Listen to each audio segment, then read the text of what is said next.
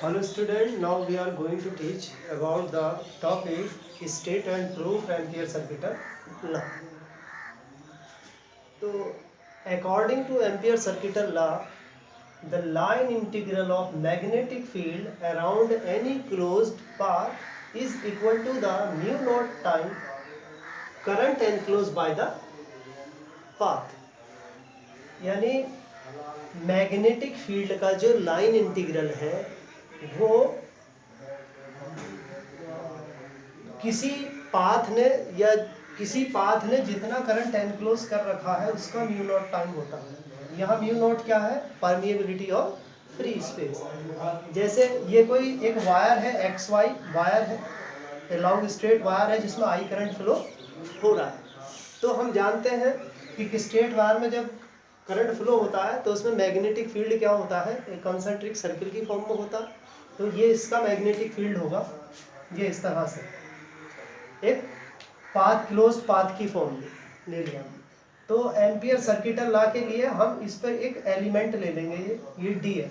तो इस एलिमेंट का जो लाइन इंटीग्रल करेंगे, इस एलिमेंट का जो इंटीग्रल करेंगे मैग्नेटिक फील्ड से, तो उससे इस पूरे पाथ का जो है वो मैग्नेटिक फील्ड आ जाएगा और उसकी वैल्यू इस पाथ ने जितना करंट एनक्लोज कर रखा है उसके म्यू नॉट टाइम हो जाएगी। यानी ये जो हमने पाथ लिया है एक एम्पीरियन लूप जिसको कह रहे हैं, ये सर्कुलर है, ठीक है। इसके सेंटर पर ये वायर है। तो इस पूरे पाथ का मैग्नेटिक फील्ड निकालने के लिए हम इस पे एक एलिमेंट ले लेते हैं, ये डी। तो इस एलिमेंट पर मैग्नेटिक फील्ड की डायरेक्शन जो होती है वो टेंजेंट से ड्रा करते हैं। किसी भी पॉइंट पर इस पाथ के जो मैग्नेटिक फील्ड की डायरेक्शन दी जाती है along the tangent draw at this point, यानी जिस उस पॉइंट पर एक टेंजेंट ड्रा करेंगे उसके अलाउंग मैग्नेटिक फील्ड की डायरेक्शन दी जाती है। तो ये जो एलिमेंट और मैग्नेटिक फील्ड की डायरेक्शन है ये सेम ही होती है, इसलिए इनका एंगल जीरो होता है। कहीं भी हम यहाँ एलिमेंट लेंगे तो वो मैग्नेटिक फील्ड के डायरेक्शन में ही होगा। तो इसलिए हर पॉइंट पर जो एलिमेंट और मैग्नेटिक फील्ड की डायरेक्शन सेम होती है, इसलिए एंगल हम यहाँ जीरो लेते हैं। तो ये एम्पियर सर्किट लॉ ये कहता है कि ये जो हमने पाथ लिया, क्योंकि जब किसी कंडक्टर में करंट फ्लो करते हैं तो उसमें मैग्नेटिक फील्ड प्रोड्यूस हो जाता है। अगर कंडक्टर स्ट्रेट है तो मैग्नेटिक फील्ड जो है कंसंट्रिक सर्किल की फॉर्म में होता है। तो ये ऐसा ही हमने एक पाथ ड्रा कर लिया है, सर्कुलर पाथ। तो इस पूरे पाथ का जो मैग्नेटिक फील्ड है तो वो है एम्पियर सर्किट लॉ से निकालते हैं। तो उसमें क्या करते हैं, उस पाथ का हमने एक एलिमेंट ले लिया जिसको हमने उसकी लाइन ले ली डी है।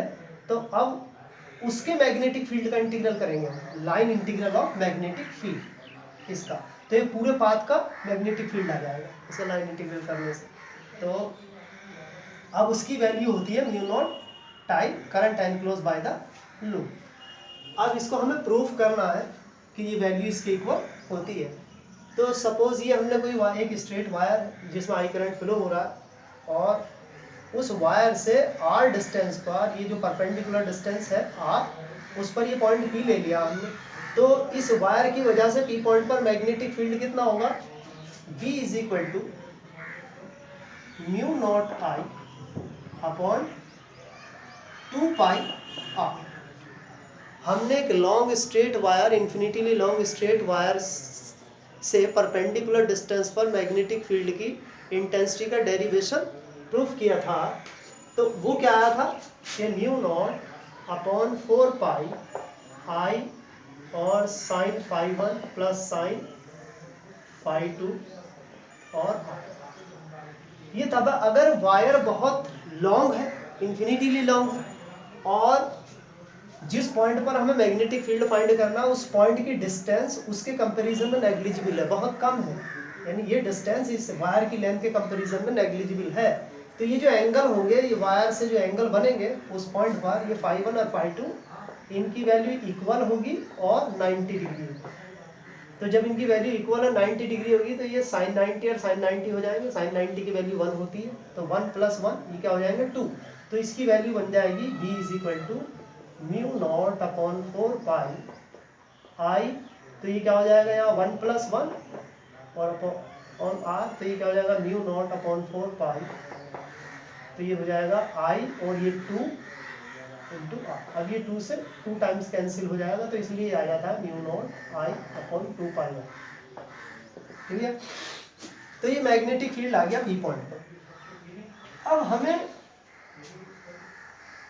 इस पूरे पाथ का मैग्नेटिक फील्ड यानी इसका line integral of magnetic field निकालना। हमने तो इस पे एक ये एलिमेंट ले लिया डी एल।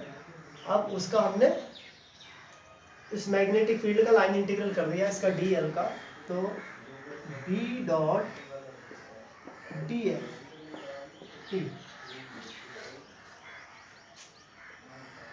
जो हम मैग्नेटिक फील्ड ले रहे हैं, line integral of magnetic field, तो कितनी लाइन का, यानी ये जो लाइन लिया हमने इस पर डी है, अब इसके मैग्नेटिक फील्ड का इंटीग्रल कर रहा है, तो मैग्नेटिक फील्ड की डायरेक्शन ये है और एलिमेंट भी ये, तो एंगल तो जीरो होगा इसका, सेम डायरेक्शन में होता।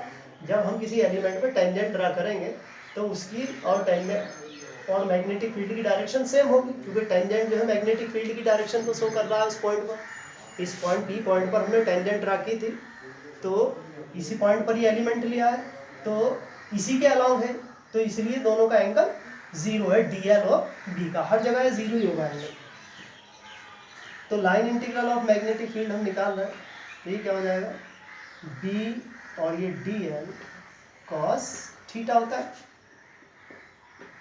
B D L cos zero की वैल्यू क्या हो जाएगी 1, बी और ये डी एल, तो B integral D L, B की वैल्यू सब्स्टिट्यूट करता है mu naught I upon 2 pi R, और डी एल का इंटीग्रल क्या आ जाएगा, उसकी लेंथ, ये पूरे पाथ की length.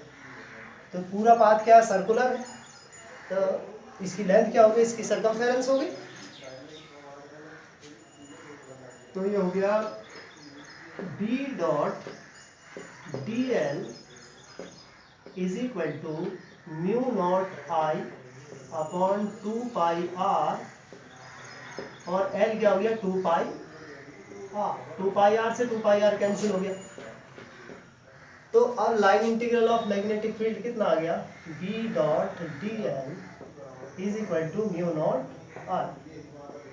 This proof Ampere circular law.